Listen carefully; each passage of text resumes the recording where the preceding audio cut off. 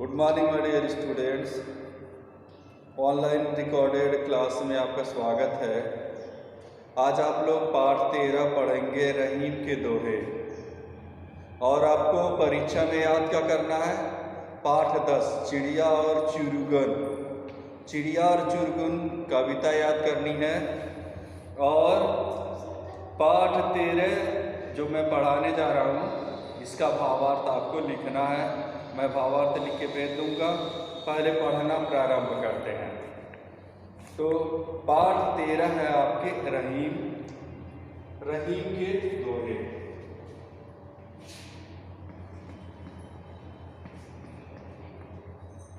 रहीम जी के जो दोहे हैं,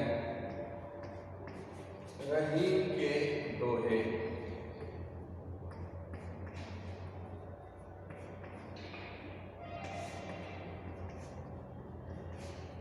रहीम जी का पूरा नाम अब्दुल रहीम खाने अब्दुल रहीम था। ये कुछ अकबर के सेनापति कुछ समय तक रहे। बाद में एक लड़ाई जीतने के उपरांत अकबर ने इनको एक और उपाधि दे दी। वो उपाधि क्या थी? अब्दुल रहीम को खाने खाना की उपाधि दे दी। बाद में रहीम जी साहित्य की ओर मुड़े और उन्होंने पद्मावत, अखरावट, अनेक कालजयी रचनाएं रची। तो रहीम जी के जो दोहे हैं पथ का प्रदर्शन आपका करेंगे। पद्मावत, अखरावट आदि जो रचनाएं हैं उन रचनाओं में रहीम जी ने उस समय की तात्कालिक स्थिति का बड़ा ही सुंदर वर्णन किया है। लेकिन आपके पुस्तक में जो दोहे हैं उसको मैं पढ़ रहा हूँ और उसका अर्थ आप लोग ध्यान से समझिए। पहला दोहा है, जो रहीम उत्तम प्रकृति काकर शकत कुशंग, चंदन विष व्यापत नहीं लिपटे रहत भुजंग। रहीम जी कहते हैं कि जो रहीम उत्तम प्रकृति, रहीम जी कहते हैं कि वह व्यक्ति जो उत्तम प्रकृति का होता है। प्रकृति मतलब स्वभाव मतलब नेचर। वह व्यक्ति जो उत्तम प्रकृति का होता है, अच्छे स्वभाव का होता है, अच्छे गुणों वाला होता है, चरित्र वाला होता है। तो जो रहीम उत्तम प्रकृति, जो व्यक्ति उत्तम प्रकृति का होता है, काकर शकत कुशंग। कुसंग जो है, कुसंग मतलब गंदे लोगों का, खराब लोगों का, दुष्ट लोगों का। काकर शकत कुसंग, गंदे लोगों की संगति का उसके ऊपर कोई भी प्रभाव नहीं पड़ता। जिस प्रकार से चंदन विष व्यापत नहीं, जिस प्रकार से चंदन के अंदर विष नहीं प्रवेश करता, लिपटे रहत भुजंग, उसके ऊपर विषैले सांप लिपटे रहते हैं। तो उसी प्रकार से जो उत्तम प्रकृति का मनुष्य होता है वह अगर कुसंग गंदे लोगों के साथ पड़ता है तब भी गंदे लोगों की छाया, गंदे लोगों का प्रभाव उसके ऊपर नहीं पड़ता। जिस प्रकार से चंदन के अंदर विष का प्रवेश नहीं होता, उसके ऊपर भले ही सांप लिपटे रहते। समझ में आ रहा है? अब दूसरा देखो, दो करत करत अभ्यास के जड़मति होत सुजान। अर्थात अभ्यास करते करते, करत करत अभ्यास ते जड़मति होत सुजान। अर्थात अभ्यास करते करते जो मूर्ख है वो भी ज्ञानी हो जाता है। रसरी आवत जात ते सिल पर परत विशाल। जिस प्रकार से रस्सी के नीचे ऊपर घिसते घिसते पत्थर के ऊपर लकीर पड़ जाती है, उसी प्रकार से अभ्यास करते करते मूर्ख व्यक्ति भी ज्ञानवान हो जाता है। इसके बाद है करत करत अभ्यास के जड़मति होत सुजान। अभ्यास करते करते मूर्ख व्यक्ति भी सुजान हो जाता है, अर्थात ज्ञानी हो जाता है। जिस प्रकार रसरी आवत जात थे, जिस प्रकार से रस्सी के नीचे ऊपर आते जाते सिल पर परत निशान, पत्थर के ऊपर भी निशान पड़ जाता है। तीसरा दोहा देखिए, रहीमन धागा प्रेम का मत तोड़ो, रहीमन धागा प्रेम का मत तोड़ो चटकाए, तोड़े से पुनि ना जुरे, जुरे गांठ पर जाए। रहीमन धागा प्रेम का, रहीम जी कहते हैं कि जो प्रेम रूपी धागा है उसको नहीं तोड़ना चाहिए, क्योंकि उसको कभी भी प्रेम रूपी धागे को कभी भी नहीं तोड़ना चाहिए, क्योंकि तोड़े से पुनि ना जुड़े, टूटने के बाद जो धागा है वह नहीं जुड़ता, जुड़े गांठ पड़ जाए। अगर जुड़ता भी है तो उसमें गांठ पड़ जाती है। रहीमन देख बड़ेन को लगुना दीजिए डार। रहीम जी कहते हैं, रहीमन देख बड़ेन को, रहीम जी कहते हैं किसी बड़े व्यक्ति के सामने कोई लगुना दीजिए डार। किसी छोटी वस्तु का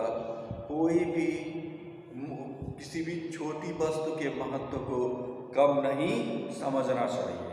रहीमन देख बड़ेन को, रहीम जी कहते हैं किसी भी बड़ी वस्तु को देखकर, बड़े व्यक्ति को देखकर, बड़े सामान को देखकर लगुना दीजिए डारे।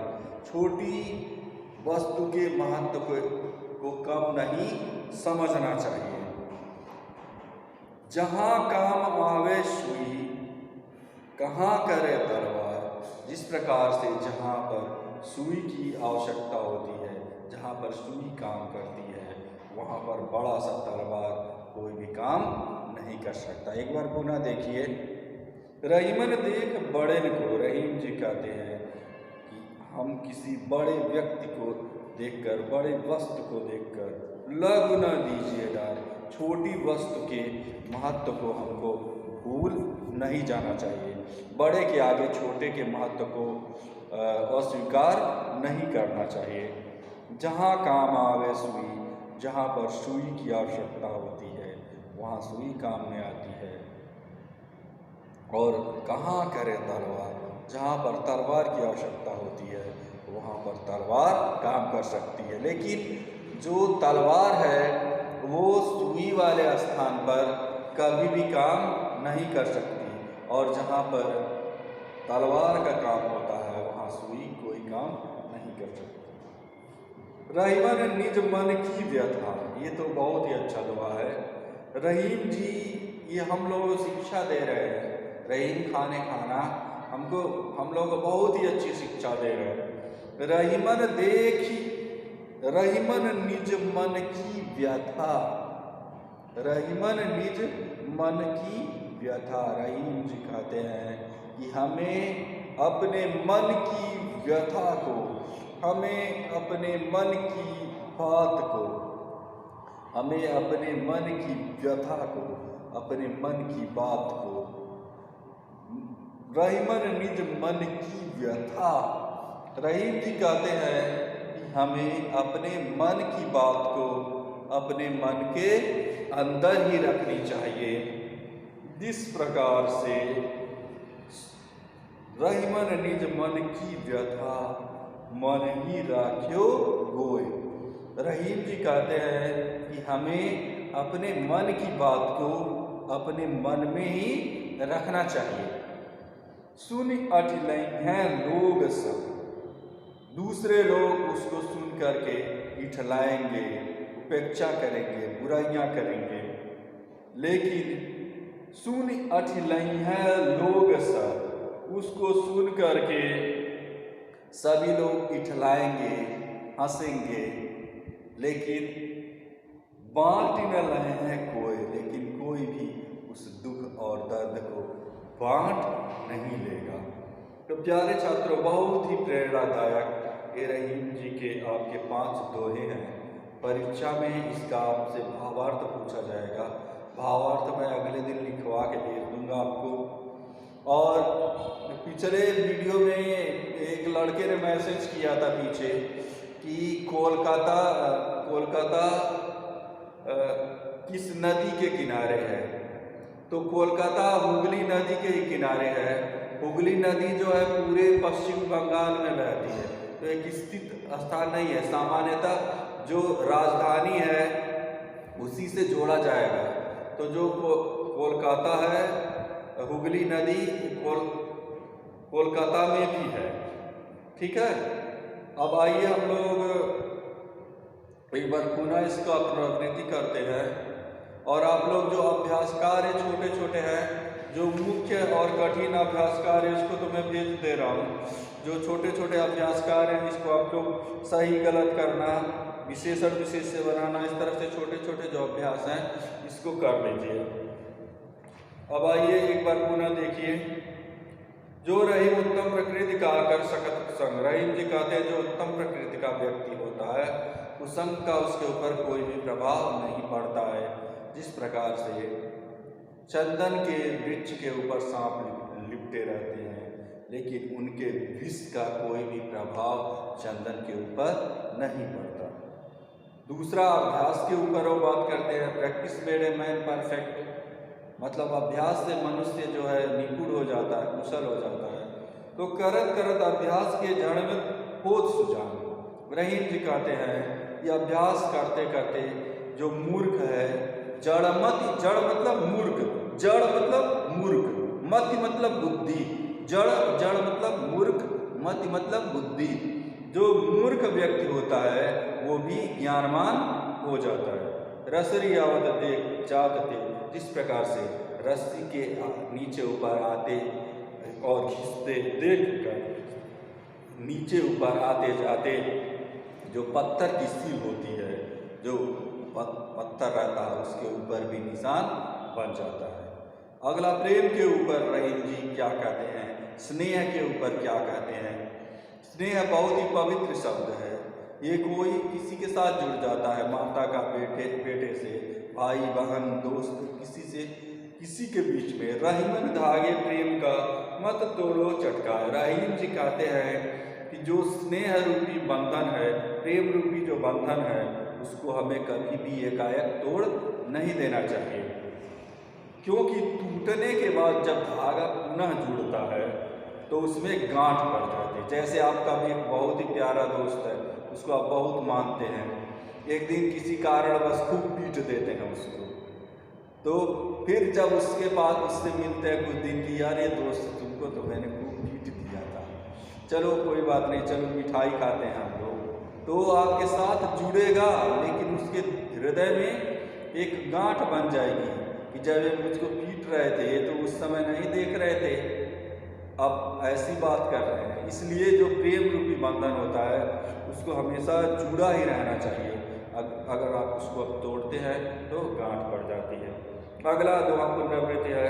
रहीमन देख बड़े को लग न दीजिए डार। रहीम जी कहते हैं किसी वस्तु, बड़ी वस्तु के आगे छोटी वस्तु के महत्व को कम नहीं समझना चाहिए, क्योंकि जहाँ पर तलवार की आवश्यकता होती है, जहाँ पर तलवार काम आता है वहाँ पर तलवार काम में आता है, और जहाँ पर सुई की आवश्यकता होती है वहाँ सुई काम में आती है। लास्ट दुआ पुनरावृत्ति है। रहीमन निज मन की बता मन ही राखे को, सुने ठिलैया लोग सब बांटने लगे को। रहीम जी कहते हैं कि हमें अपने मन की व्यथा को, अपने मन की स्थिति को, अपने मन में आ रहे विचारों को अपने मन के पास ही रखना चाहिए, क्योंकि इसको दूसरे व्यक्ति जान करके इठलाएंगे, आपकी उपेक्षा करेंगे और आपके दुख और दर्द को कोई कम नहीं कर लेगा। वो बहुत ही सुंदर रहीम जी के दोहे हैं। प्यारे छात्रों, जिन लोगों का कार्य नहीं पूरा हो सही ढंग से कार्य पूरा करें और पुनरावृत्ति कार्य आरंभ कर दें। आने वाले इस महीने में जो चल रहा है महीना 23 से आपकी परीक्षा शुरू हो जाएगी। धन्यवाद, थैंक यू।